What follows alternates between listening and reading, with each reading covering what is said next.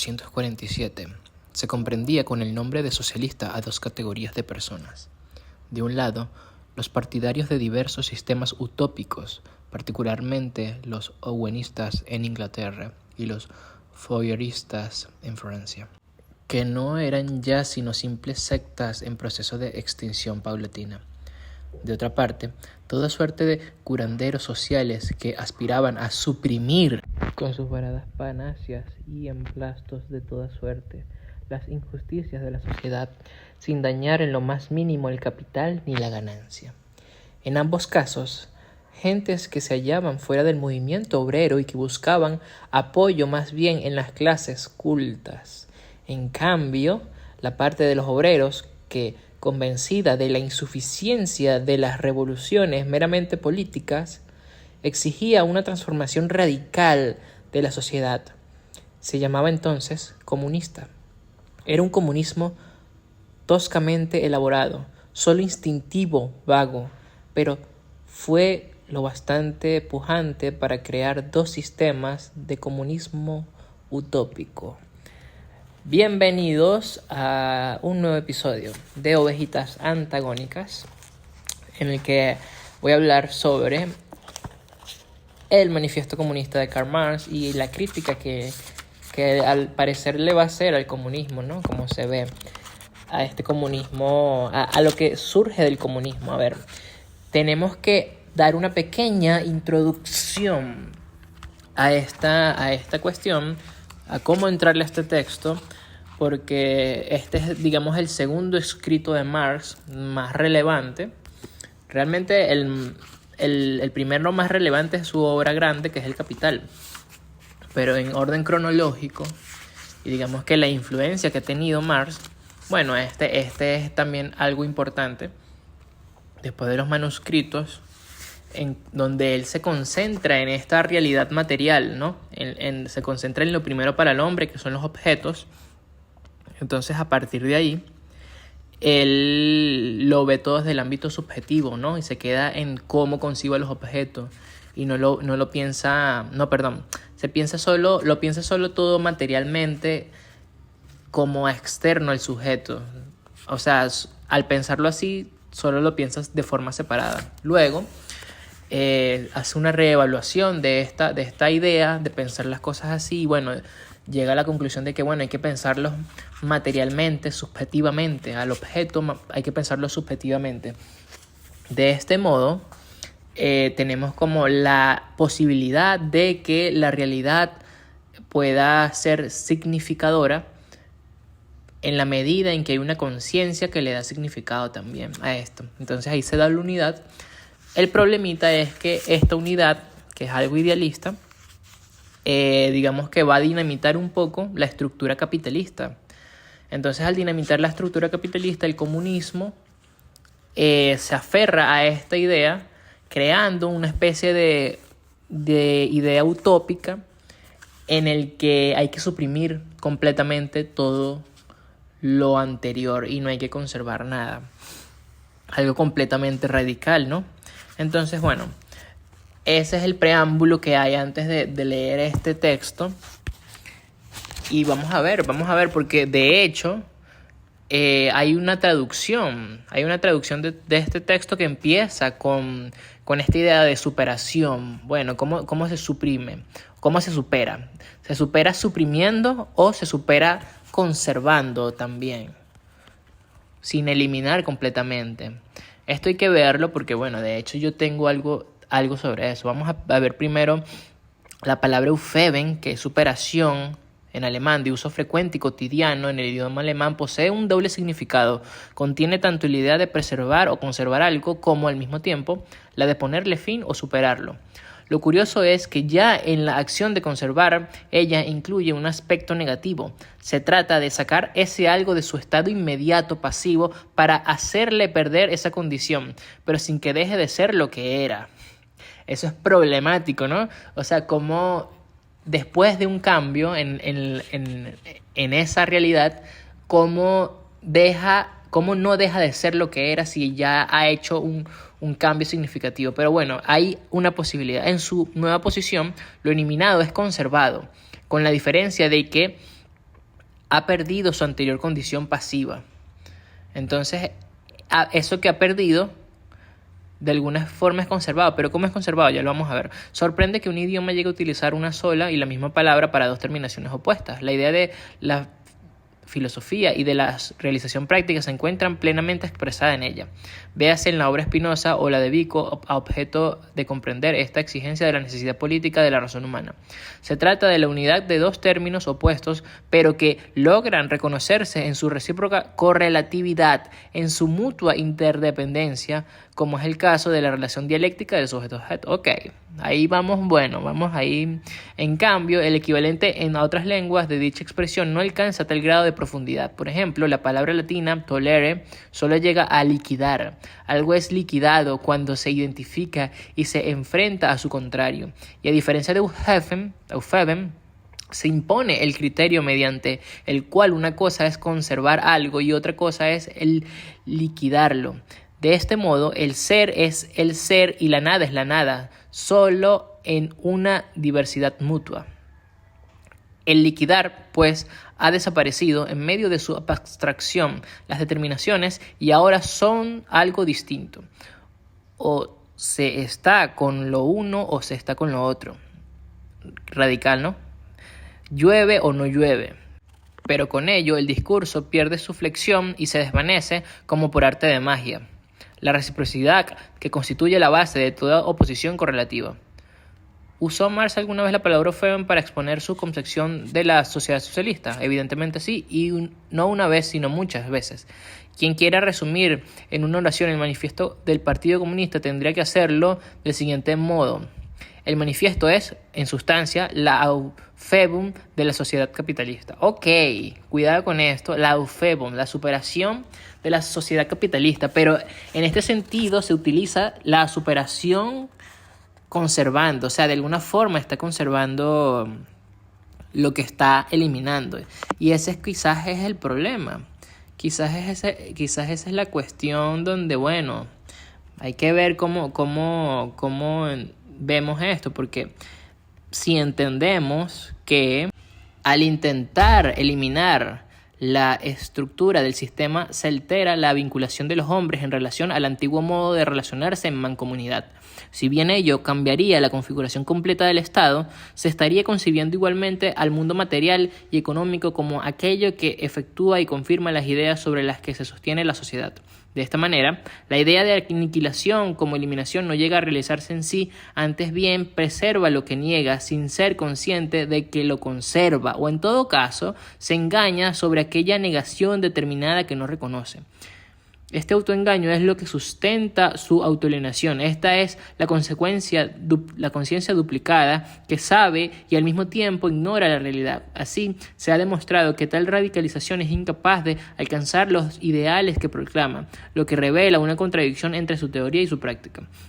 La negación radical del pasado y la búsqueda de una sociedad completamente nueva llevan a un vacío existencial que el comunismo no logra llenar. Además, se critica la tendencia del comunismo a reducir la realidad social a términos económicos y materiales, ignorando así la complejidad de las relaciones humanas y las dimensiones culturales y espirituales de la existencia. La crítica fundamental apunta hacia el discurso ideológico que ha fracasado en su objetivo de construir una sociedad más humana. Por esta razón, es necesario repensar los límites y las contradicciones de los proyectos revolucionarios para encontrar alternativas más realistas y sostenibles para transformar la sociedad en la realización cualitativamente plena de la humanidad. Entonces, ¿qué sucede aquí, amigos? ¿Qué sucede? Que esta pretendida revolución, que es levantada por los promotores de esa teoría, es impotente y contradictoria en sí misma, pues sin su poder no alcanza su verdad. Sigue conservando figuras del pasado que en el presente constituyen un sistema obsoleto, irresoluble y muerto para lo que es cualitativamente pleno. En contraposición a ello, claro, va a surgir la supresión como superación real, pero esta se comprende como la verdadera revolución que avanza sin mirar atrás, o sea, olvidando el pasado, no conservando lo anterior, sino aniquilándolo. Pero la conciencia que llega a este significado de superación se sonroja al pronunciar esta idea. Sabe que suena casi tan idealista como aquel idealismo que está negando. Aquello que se pretende dejar fuera de la existencia no puede quedar en el vacío absoluto, pues como explica Hegel, su significado tiene que comprenderse de manera determinada y distinguirse especialmente de la nada. Porque si lo dejamos en la nada, la nueva verdad aparecería como un resultado unilateral y abstracto, sin ningún tipo de sentido, pues su razón de ser respondería al propio vacío. La razón negativa debe conservar naturalmente la determinación del ser del cual procede. Entonces, ¿qué sucede? Que, bueno, esta es una crítica feroz, ¿no? Feroz a esta idea unilateral en la que el sujeto quiere poner y tomar parte del objeto. Este es lo que ha hecho la teoría comunista, que de alguna forma quiere dinamitar el capitalismo, pero al mismo tiempo lo está conservando. O sea, está conservando la misma estructura, la misma forma. Entonces, bueno, el manifiesto comunista. El manifiesto del Partido Comunista. Un espectro se cierne sobre Europa, el fantasma del comunismo. Todas las fuerzas de la vieja Europa se han unido en santa cruzada contra este fantasma. El Papa y el Zar, Metternich y Guizot, los radicales franceses y los polizontes alemanes. ¿Qué partido de oposición no ha sido motejado de comunista por sus adversarios gobernantes? ¿Qué partido de oposición, a su vez, no ha lanzado tanto las representantes más avanzadas de la oposición como a sus adversarios reaccionarios el epíteto sahiriente de comunista? De hecho, esto se desprende de dos consecuencias: que el comunismo está ya reconocido como una fuerza por todas las potencias europeas, que ya es hora de que los comunistas expongan ante el mundo entero sus ideas, sus fines y sus aspiraciones, que opongan a la leyenda del espectro comunista un manifiesto del propio partido. Con este fin, comunistas de diversas nacionalidades se han congregado en Londres y han redactado el siguiente manifiesto, que será publicado en inglés, francés, alemán, italiano, flamenco y danés. 1. Burgueses y proletarios. La historia de todas las sociedades que han existido hasta nuestros días, o exactamente, la historia escrita. En 1847, la historia de la organización social que precedió a la historia escrita, la prehistoria, era casi totalmente desconocida. Posteriormente, Hassan ha descubierto en Rusia la propiedad colectiva de tierras. Mauser ha demostrado que esta fue la base social de la que se derivaron históricamente todas las tribus alemanas, y poco a poco se ha ido descubriendo que la comunidad campesina, con la posesión colectiva de suelo, es o ha sido una forma primitiva de la sociedad desde las Indias hasta la Irlanda. La organización interna de esa sociedad comunista primitiva ha sido puesta en claro en lo que tiene típico con el culminante descubrimiento hecho por Morgan, el verdadero carácter del gens y su posición dentro de la tribu. Al disolverse estas comunidades primitivas, comenzó a escindirse la sociedad de clases distintas y finalmente enfrentadas. Esa es una nota que hace Engels, muy interesante, que le hace Marx. La historia de todas las sociedades que ha existido hasta ahora, la historia escrita de todas las sociedades que han existido hasta ahora, es la historia de la lucha de clases. Hombres libres y esclavos, patricios y plebeyos, señores y siervos, maestros y oficiales, en una palabra, opresores y oprimidos se enfrentaron siempre, mantuvieron una lucha constante, velada unas veces y otras francas y abiertas, lucha que terminó siempre con la transformación revolucionaria de toda la sociedad o el hundimiento de las clases beligerantes. En las primeras épocas de la historia encontramos casi por todas partes una estructuración completa de la sociedad de diversos estamentos, una múltiple escala gradual de condiciones sociales.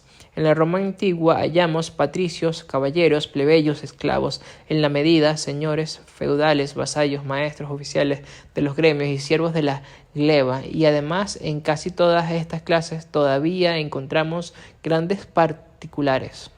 La moderna sociedad burguesa, que se alza sobre las ruinas de la sociedad feudal, no ha abolido los antagonismos de clase, no ha hecho más que establecer en lugar de las viejas nuevas clases, nuevas condiciones de opresión, nuevas formas de lucha. Sin embargo, nuestra época, la época de la burguesía, se caracteriza por haber simplificado los antagonismos de clase. Toda la sociedad va dirigiéndose cada vez más en dos grandes campos enemigos, en dos grandes clases antagónicas, la burguesía y el proletariado. De los siervos de la Edad Media surgieron los ciudadanos libres de las primeras ciudades. De este estamento urbano brotaron los primeros elementos de la burguesía. El descubrimiento de América y la circunnavegación de África ofrecieron a la burguesía en ascenso un nuevo campo de actividad. El mercader de China y de las Indias Orientales, la colonización de América y el intercambio con las colonias, el incremento de los medios de cambio y de las mercancías en general dieron al comercio, a la navegación y a la industria un empuje hasta entonces desconocido y aceleraron con ello el desarrollo del elemento revolucionario de la sociedad feudal en descomposición. La antigua organización feudal o gremial de producción ya no podía satisfacer la demanda que creía con la apertura de nuevos mercados. Ocupó su puesto la manufactura, la clase media industrial suplantó a los maestros de los gremios, la división del trabajo entre las diferentes corporaciones fue suplantada por la división de trabajo de entre los mismos talleres. Pero los mercados crecían sin cesar, la demanda iba siempre en aumento, ya no bastaba tampoco la manufactura. El invento del vapor y la maquinaria revolucionaron entonces la producción industrial. La gran industria moderna sustituyó a la manufactura. El lugar de la clase media industrial vinieron a ocuparlo los magnates de la industria, jefes de verdaderos ejércitos industriales, los burgueses modernos. La gran industria ha creado el mercado mundial ya preparado por el descubrimiento de América. El mercado mundial aceleró prodigiosamente el desarrollo del comercio, la navegación y todas las comunicaciones por tierra, y a medida que se iban extendiendo la industria, el comercio, la navegación y los ferrocarriles, desarrollábase la burguesía, multiplicando sus capitales y desplazando a segundo término todas las clases heredadas de la Edad Media. La burguesía moderna, como podemos ver, es por sí misma producto de un largo proceso de desarrollo, de una serie de transformaciones radicales en el modo de producción y de cambio. A cada etapa de la revolución recorrida por la burguesía ha correspondido una nueva etapa del progreso político. Estamento oprimido bajo el mando de los señores feudales, asociación armada y autónoma de la comuna. En unos sitios se organiza en repúblicas municipales de independientes, en otros, tercer estadio tributario de la monarquía, después durante el periodo de la manufactura, contrapeso de la nobleza en las monarquías feudales obsoletas y en general fundamento de las grandes monarquías, la burguesía, después de la implantación de la gran industria y del mercado industrial, conquistó finalmente la hegemonía exclusiva del poder político en el moderno Estado representativo. El gobierno del Estado moderno no es más que un comité que rige los intereses colectivos de toda la clase burguesa. La burguesía ha desempeñado en el transcurso de la historia un papel verdaderamente revolucionario. Donde quiera que ha conquistado el poder, la burguesía ha destruido las relaciones feudales, patriarcales e idílicas. Los abigarrados lazos feudales que unían al hombre con sus superiores naturales las ha desgarrado sin piedad para no dejar subsistir otro vínculo entre los hombres que el frío interés, el cruel pago al contado. Ha ahogado el sagrado éxtasis del fervor religioso, el ardor caballeresco y el sentimentalismo del pequeño burgués en las aguas heladas del cálculo egoísta. Ha hecho la dignidad personal un valor de cambio. Ha sustituido las numerosas libretas escrituradas y bien adquiridas por la única y desmaldada libertad del comercio. En una palabra, en lugar de la explotación velada por las ilusiones religiosas y políticas, ha establecido un régimen de explotación abierto, descarado, directo y brutal. O sea, la alienación en lugar de la explotación por ilusiones religiosas, por superstición, aquí cambia el concepto de alienación, porque la alienación ya no es una superstición. La alienación ya no es superstición, sino que pasa a algo, cuando dice descarado, es como algo que es demasiado evidente y manifiesto, ¿no? Y si es evidente y manifiesto, significa que se hace patente en la realidad, o sea, de forma muy obvia, ¿no? Muy real. Entonces, este cambio ya no es en alienación, porque la alienación es superstición. Enajenación es cuando se manifiesta en la realidad. Esta es la enajenación. Ok. Entonces, la burguesía ha despojado en su aureola a todas las profesiones que hasta entonces se tenían por venerables y dignas de piadoso respeto. El médico, al jurista, al sacerdote, al poeta, al sabio, los ha convertido en sus servidores asalariados. La burguesía ha desgarrado los velos emotivos y sentimentales que envolvían las relaciones familiares y las redujo a simples relaciones de dinero. Ok, bueno, sí, es una recapitulación del materialismo, ¿no? Materialismo y cómo a reducirlo todo a esto, ¿no? O sea, reduce todas las relaciones familiares, todo lo emotivo y sentimental, lo reduce el dinero, todas esas categorías que pertenecen al plano eidético, al mundo inteligible, ahora solo se piensa en el mundo sensible. Una reducción completamente unilateral. La burguesía ha demostrado que la brutal manifestación de fuerza en la Edad Media, tan admirada por la reacción, tenía su complemento natural en la más indolente haraganería. Ha sido ella la que primero ha demostrado lo que puede dar de sí el trabajo del hombre, ha creado maravillas muy distintas a las pirámides de Egipto, a los acueductos romanos y a las catedrales góticas, y ha realizado campañas muy distintas a las emigraciones de los pueblos y a las cruzadas. La burguesía no puede existir sino revolucionando incesantemente los instrumentos de producción y por consiguiente las condiciones de producción y con ello todas las relaciones sociales. El mantenimiento del antiguo modo de producción era, por el contrario, la primera condición de existencia de todas las clases industriales anteriores. Una revolución permanentemente en la producción, una incesante comunicación de todos los estamentos sociales, una inseguridad y un movimiento constante caracterizan la época burguesa de todas las anteriores. Todas las relaciones inconmovibles y enmohecidas con su séquito de creencias e ideas veneradas durante siglos se derrumban.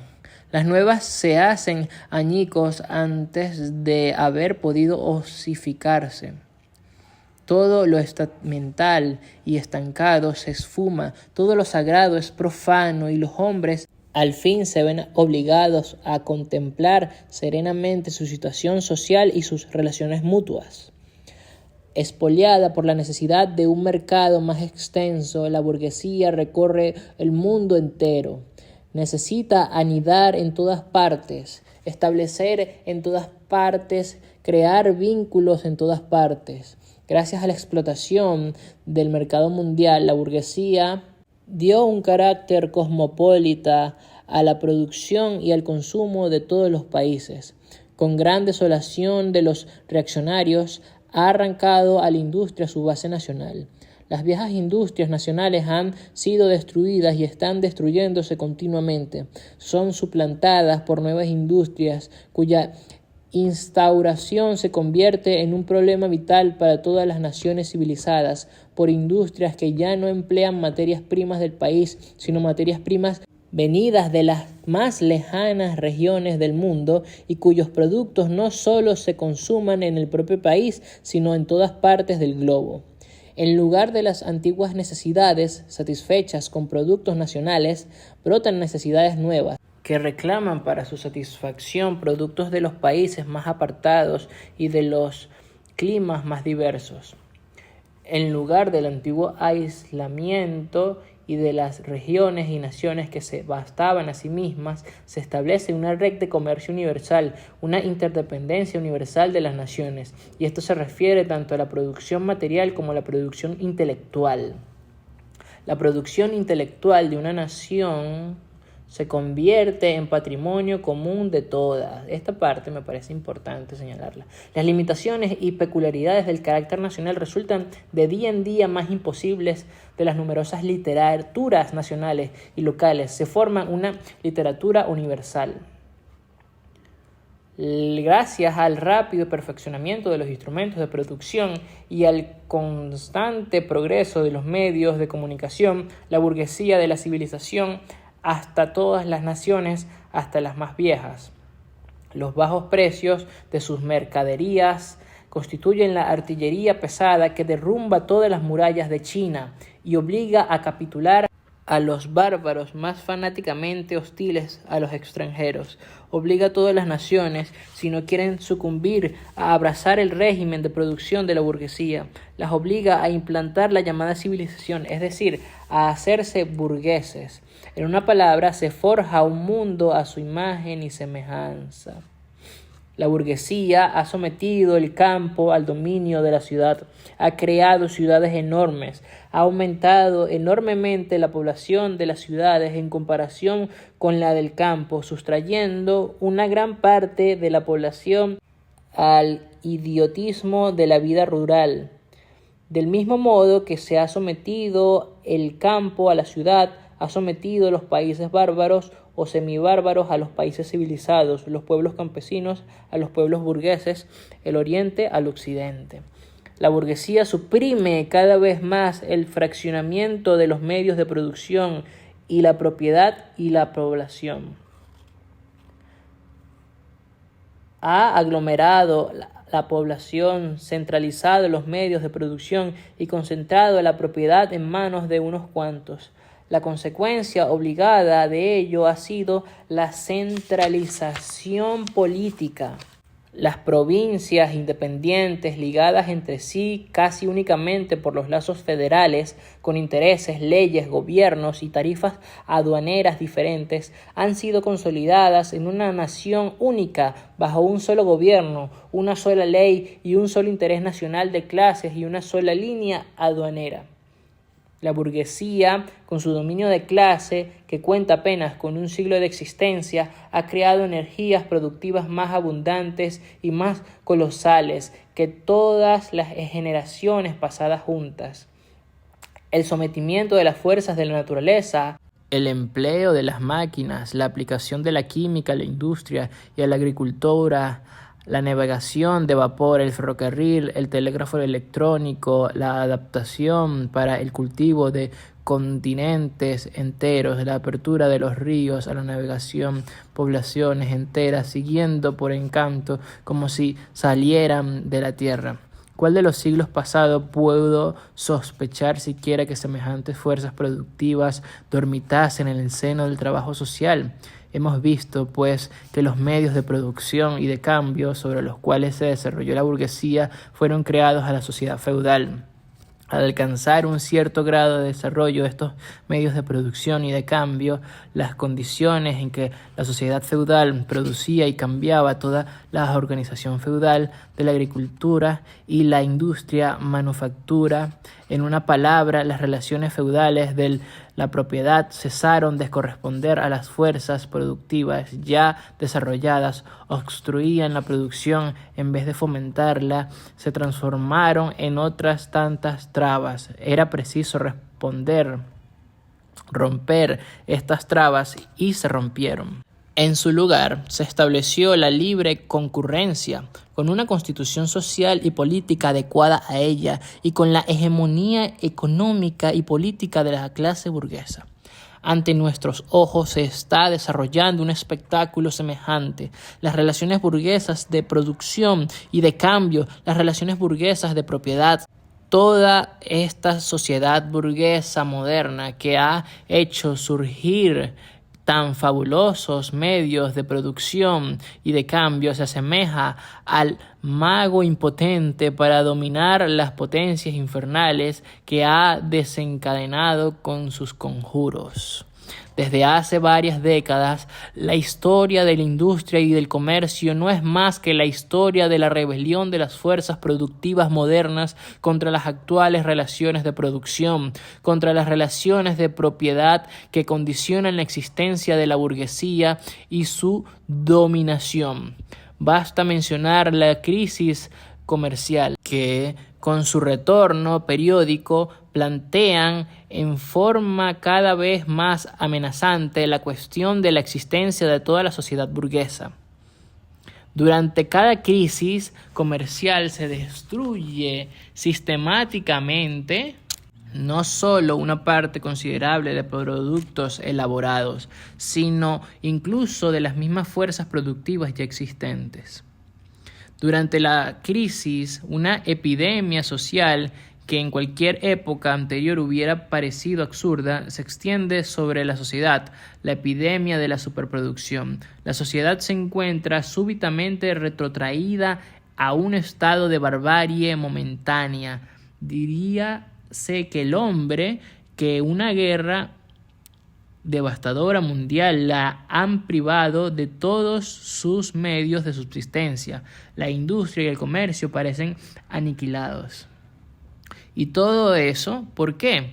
Porque la sociedad posee demasiada civilización, demasiados medios de vida, demasiada industria, demasiado comercio. La fuerza productiva que disponen no sirven ya al desarrollo de la civilización burguesa y de las relaciones de propiedad burguesas. Por el contrario, resultan ya demasiado poderosas para estas relaciones que constituyen un obstáculo para su desarrollo. Y cada vez que las fuerzas productivas salvan este obstáculo, siembran el desorden en toda la sociedad burguesa y amenazan la existencia de la propiedad burguesa. Las relaciones burguesas resultan demasiado angostas para abarcar las riquezas creadas en su seno. ¿Cómo se sobrepone a las crisis la burguesía? De una parte, por la deconstrucción obligada de una masa de fuerzas productivas, de otra, por la conquista de nuevos mercados y la explotación más intensa de los antiguos, de modo que lo hace entonces, preparando crisis más extensas, más violentas y disminuyendo los medios de prevenirlas. Esta parte es importante para 1894, porque en algún momento, esto se prevé, ¿no? La forma en cómo se genera una nueva necesidad para subsumir a esta persona en la ruina. Las armas que se sirvió la burguesía para derribar al feudalismo se vuelven ahora contra la propia burguesía. Pero la burguesía no solo ha forjado las armas que deben darle muerte, ha producido también los hombres que empuñarán esas armas, los obreros modernos, los proletarios. Esto es interesante, es como una relación bidireccional. En la misma proporción en que se desarrolla la burguesía, es decir, el capital, desarróllase también el proletariado, la clase obrera moderna, que no vive sino en condición de encontrar trabajo y lo encuentra únicamente mientras su trabajo acrecienta el capital. Ok, aquí hay un punto con manuscritos porque es así como subsiste la persona en la explotación, o sea, la alienación o la enajenación es la realización de un producto que lo desrealiza a la persona, ¿sí? Entonces, estos obreros obligados a venderse al detalle son una mercancía como cualquier otro artículo de comercio, sujeta por tanto a todas las vicisitudes de la competencia, todas las fluctuaciones. Aquí se ve la enajenación vinculada, ¿no? Y el tema es que se ve claramente cómo esa enajenación va a ser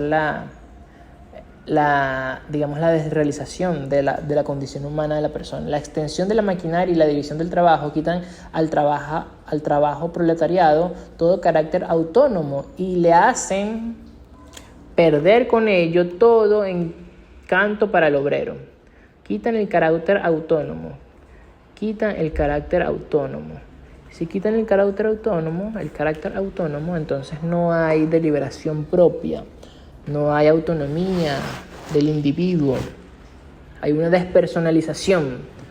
Entonces, esta despersonalización lo que produce es que, la deshumanización precisamente, ¿no? Y objetivación del hombre. Entonces, así se enajena al hombre de sí mismo y le hacen perder con ello todo el encanto para el obrero. El encanto, ya la actividad es una actividad que carece de belleza y bienestar.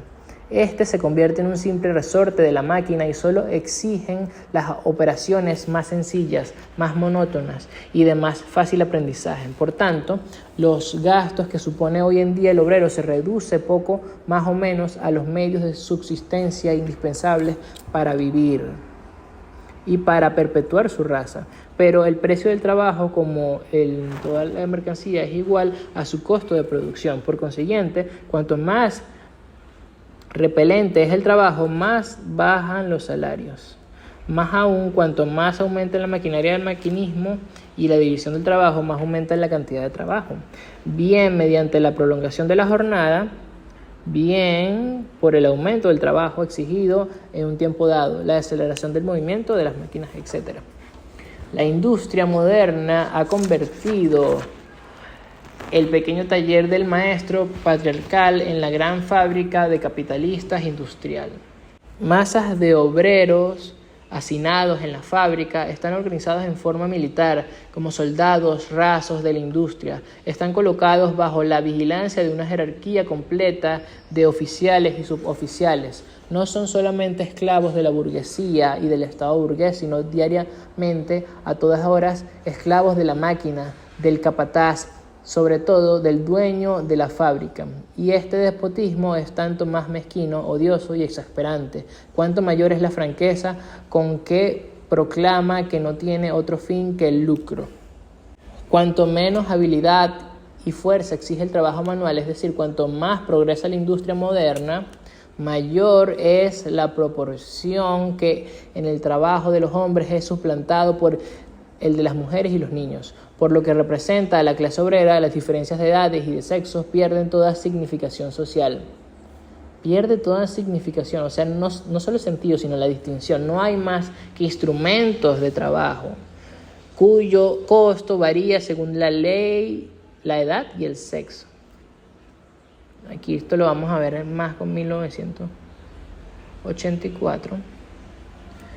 Pero, una vez que el obrero ha sufrido la explotación del fabricante y ha recibido su salario en metálico, se convierte en víctima de otros elementos de la burguesía: el casero, el tendero, el prestamista, etc.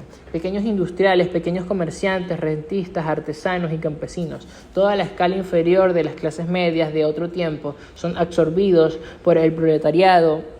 Unos porque sus pequeños capitales no le alcanzan para acometer grandes empresas industriales y sucumben en la competencia con los capitalistas más fuertes. Otros porque sus aptitudes profesionales quedan sepultadas ante los nuevos métodos de producción. Así pues, el proletariado se recluta entre todas las clases sociales. El proletariado pasa por diferentes etapas de su desarrollo. Su lucha contra la burguesía comienza con su surgimiento. Ese es el inicio, ¿no? Ese es el origen. Ahí nace. Al principio la lucha es entablada por los obreros aislados. Esa parte es importante, ¿no? Después por los obreros de una misma fábrica. Más tarde por los obreros del mismo oficio de la localidad contra el burgués aislado que los explota directamente. no se limitan a dirigir sus ataques contra las relaciones burguesas de producción y los dirigen contra los mismos instrumentos de producción.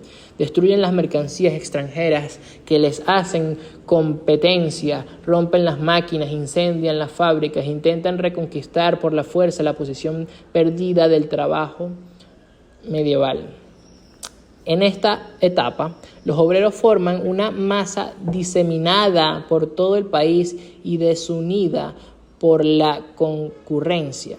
Si los obreros forman en masas compactas, esta acción no es todavía la consecuencia de su propia unidad, sino fruto de la unión de la burguesía, que para alcanzar sus propios fines políticos debe, y por ahora aún puede, poner en movimiento a todo el proletariado.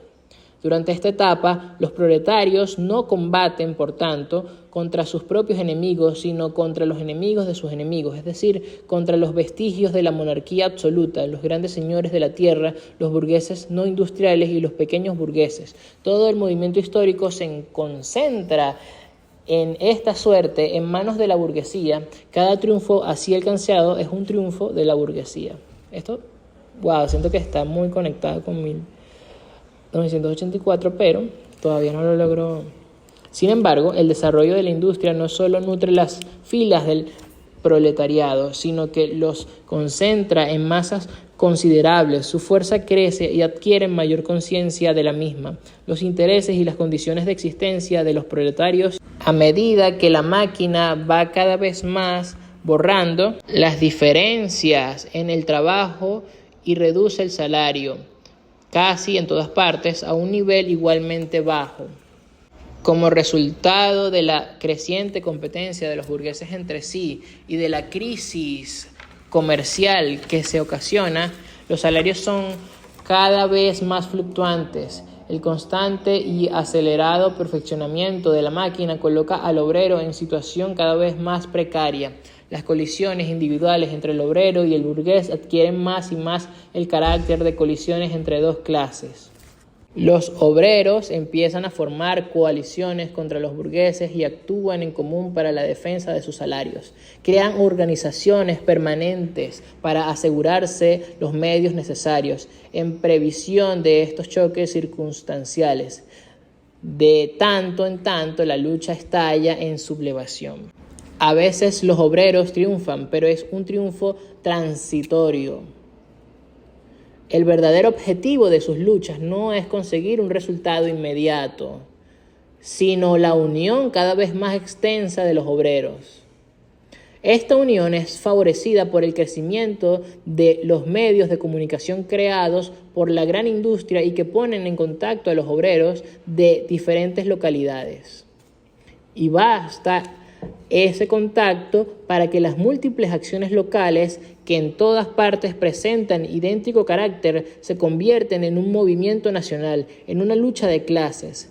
Más toda lucha de clases es una lucha política.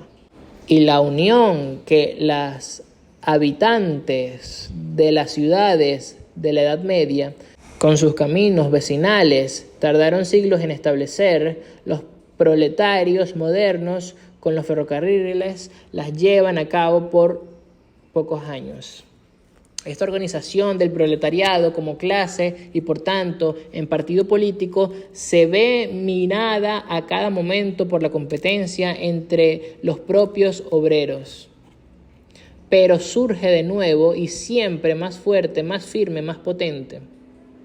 Aprovecha las discordias que surgen en el seno de la burguesía para obligarla a reconocer por la ley algunos intereses de la clase obrera, por ejemplo, la ley de la jornada de 10 horas en Inglaterra. En general, las colisiones producidas entre las fuerzas de la antigua sociedad favorecen de diversas maneras el proceso de desarrollo del proletariado. La burguesía vive en lucha permanente, primero contra la aristocracia, después contra aquellos sectores de la misma burguesía cuyos intereses chocan con los progresos de la industria y siempre a fin contra la burguesía de todos los demás países. En todas las luchas se ve forzada a apelar al proletariado, a reclamar su auxilio y arrastrarle así al movimiento político, y de este modo la burguesía suministra a los proletariados los elementos de su propia educación, es decir, armas contra sí misma. Además, como acabamos de ver, el progreso de la industria precipita las filas del proletariado a toda una serie de elementos gobernantes, o al menos las amenazas en sus condiciones de existencia. También ellas aportan al proletariado numerosos elementos de educación. Finalmente, en los periodos en que la lucha de clases está a punto de decidirse, el proceso de desintegración de la clase gobernante de toda la vieja sociedad adquiere un carácter tan violento y tan patente que una pequeña fracción de esa clase reniega de ella y adquiere a la causa revolucionaria, a la clase en cuyas manos está el porvenir. Y así, como antes una parte de nobleza se le pasó a la burguesía, en nuestros días un sector de la burguesía se pasa al proletariado, particularmente ese sector de los ideólogos burgueses que se han elevado teóricamente hasta la comprensión del conjunto del movimiento histórico. De todas las clases que hoy se enfrentan con la burguesía, solo el proletariado es una clase verdaderamente revolucionaria. Las demás clases van pereciendo y desaparecen con el desarrollo de la gran industria. El proletariado, en cambio, es producto más peculiar. Las capas medias, el pequeño industrial, el pequeño comerciante, el artesano, el campesino, todas ellas luchan contra la burguesía para salvar de la ruina su existencia como tales capas medias. No son, pues, revolucionarias, sino conservadoras. Más todavía son reaccionarias, ya que pretenden volver atrás la rueda de la historia. Son revolucionarias en la medida en que tienen ante sí la perspectiva de su tránsito inminente al proletariado, defendiendo así no sus intereses presentes, sino sus intereses futuros, cuando abandonan sus propios puntos de vista para abrazar los del proletariado.